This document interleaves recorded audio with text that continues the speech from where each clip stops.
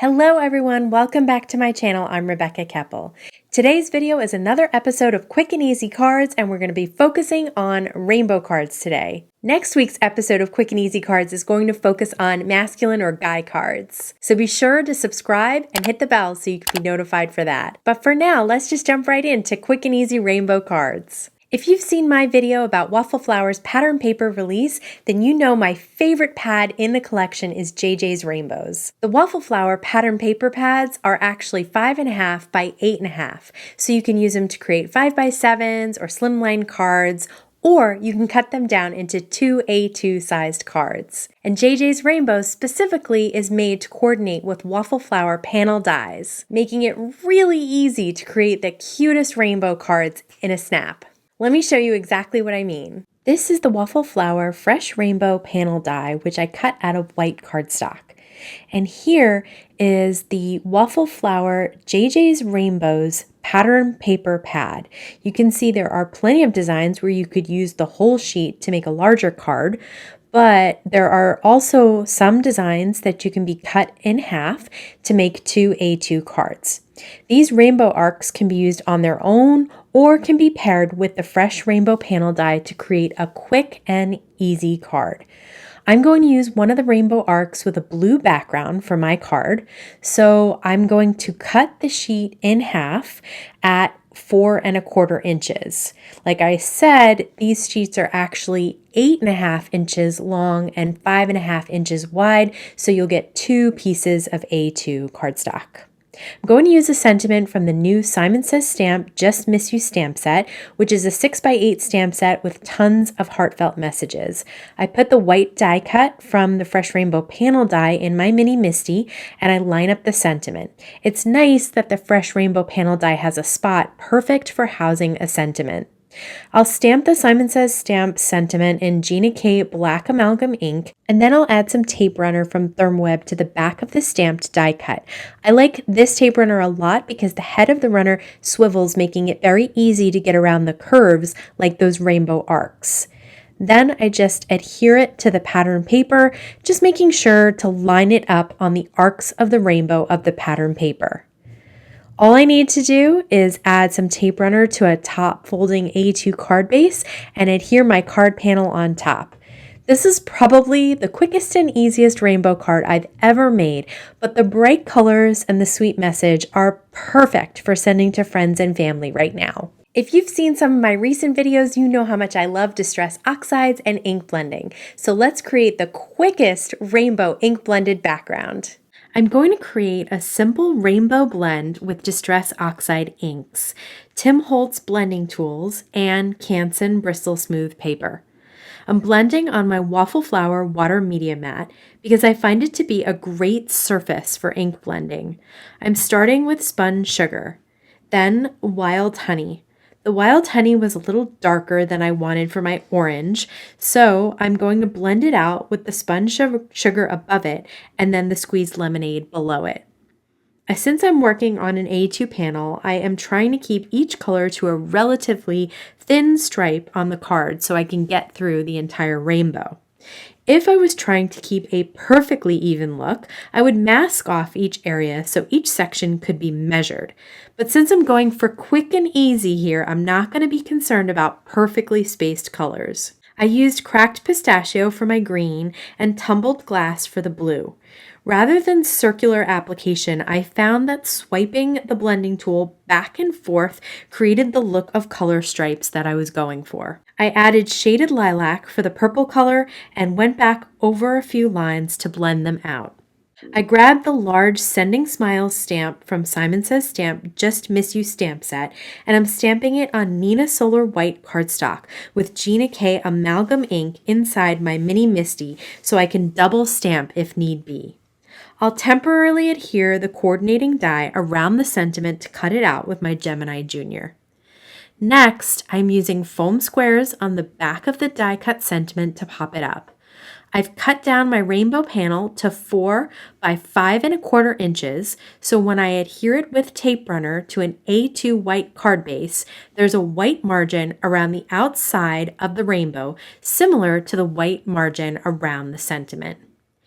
Even with the fun ink blending to create the rainbow, this was a very quick and easy card to create. Another way to create a quick and easy rainbow card is to do some multicolor stamping. So grab a large stamp, a stamp positioner, and some ink cubes. I'm using this large floral image from Waffle Flowers Bouquet Builder 5 stamp set. I've placed my A2 card panel inside my original Misty, and I'm using the Misty Creative Corners to give me the ability to stamp this large image in the middle of the card front. Once it's in place, I grab a rainbow of ink cube colors. Some of my favorite dye ink cubes are from Gina K Designs, so I have one for each color next to my stamp. Starting with the pink, I'm inking up just a small portion of the stamp at the top.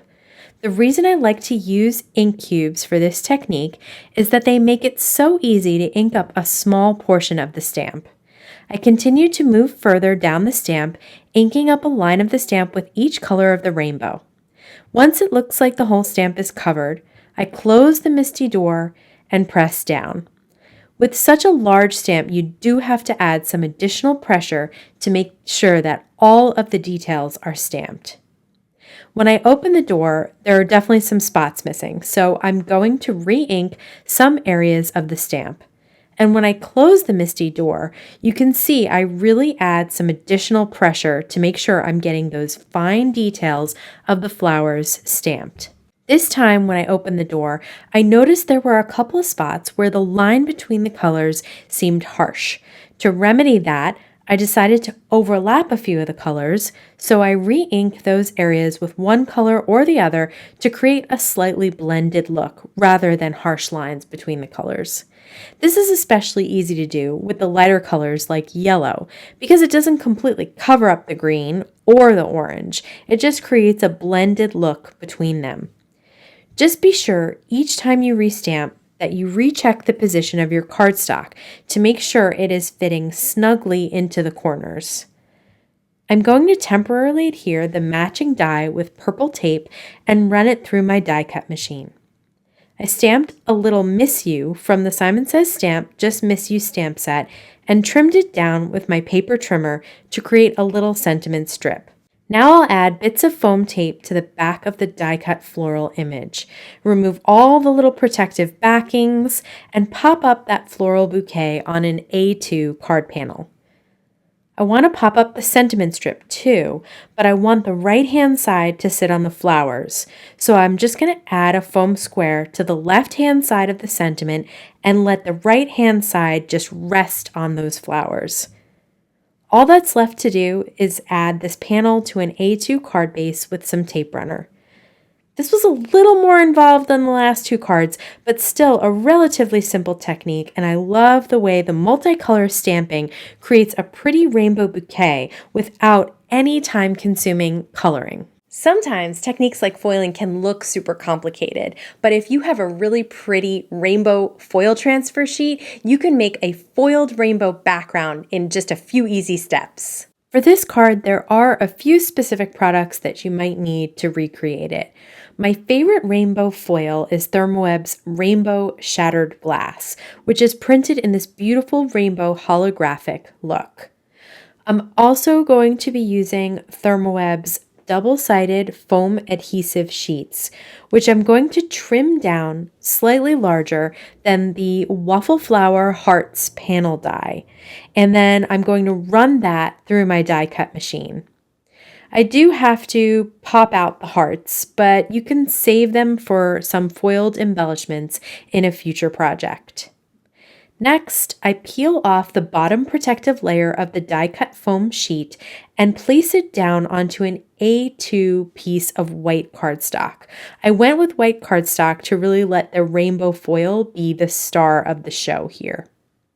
Next, peel off the top protective layer of the foam sheet, making sure not to tear it or miss any spots. Then, grab your rainbow foil and have the rainbow side facing up towards you and lay it down on the exposed foam adhesive and rub it with your fingers, not your fingernails. Gently peel away the foil sheet starting with one corner.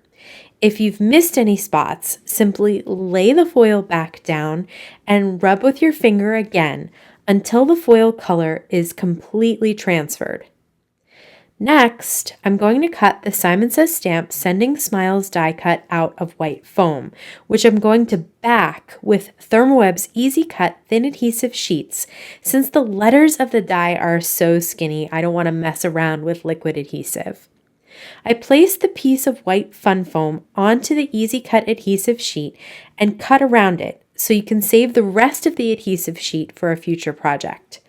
Then place the word die with the cutting side down on the foam side and run it through a die cut machine. Once die cut, pop the word die out of the fun foam, peel off the back protective sheet, and now you have a die cut fun foam sticker of the Sending Smiles die to place down on the shadow of the die, which I cut out of yellow cardstock.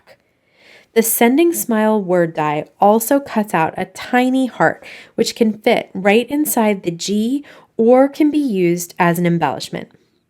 I popped up this whole word and shadow on foam tape and adhered it to the rainbow panel, and then adhered the whole panel to a top folding A2 card base.